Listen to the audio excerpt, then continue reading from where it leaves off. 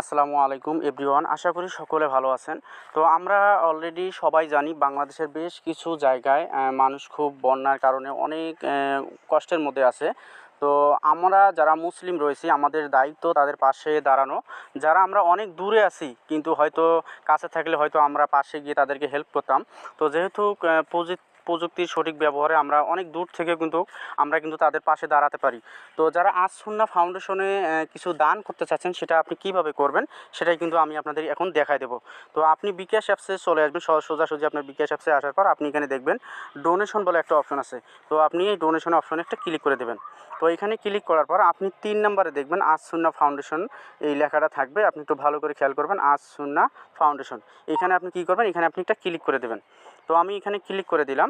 এখানে ক্লিক করে দেওয়ার পর আপনার সামনে একটা পেজ চলে